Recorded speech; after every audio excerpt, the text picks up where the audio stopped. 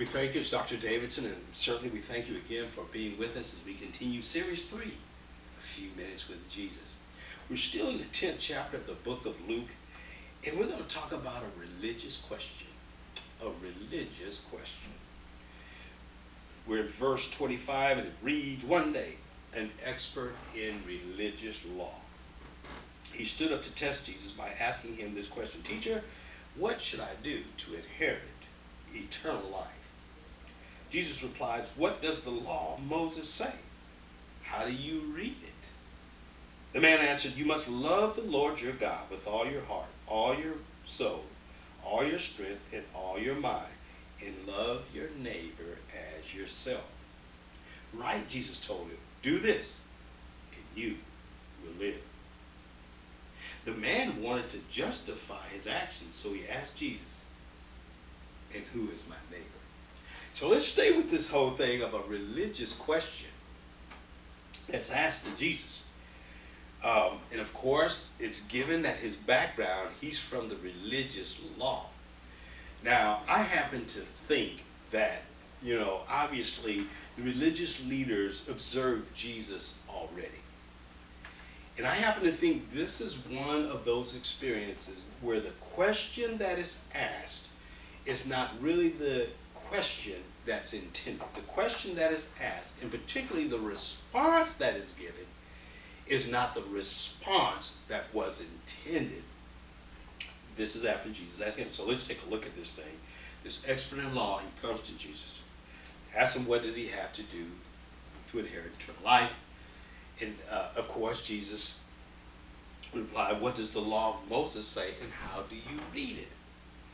Now, it's interesting. If you take the experience of the rich young ruler, asking a question very similar, just kind of walked into it and said, all of these laws he started mentioning. Well, this person has a little more savvy. He doesn't go through laws. He begins to identify.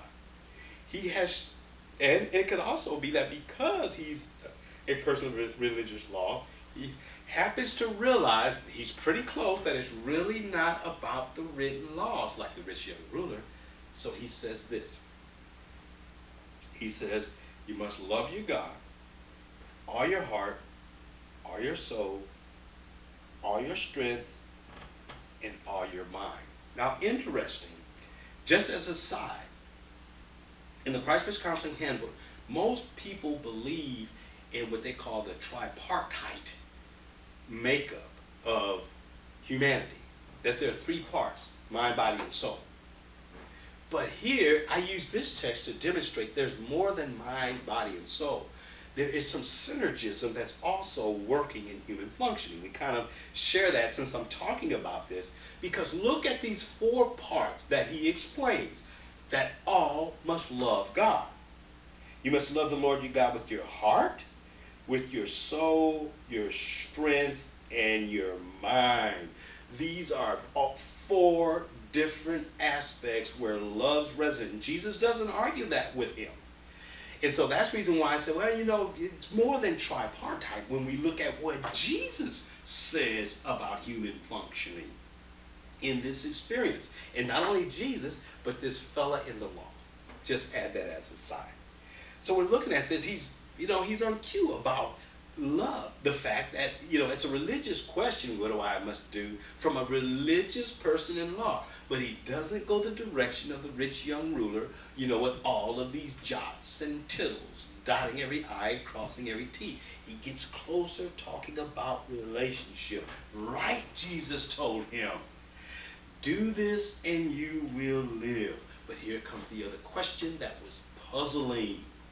To this man. The man wanted to justify his actions, so he asked Jesus, and who is my neighbor? Now look at the text, it says he wanted to justify himself. Who's my neighbor?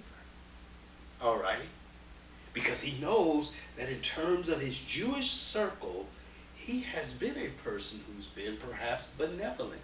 He has been a person who does for others and goes beyond perhaps.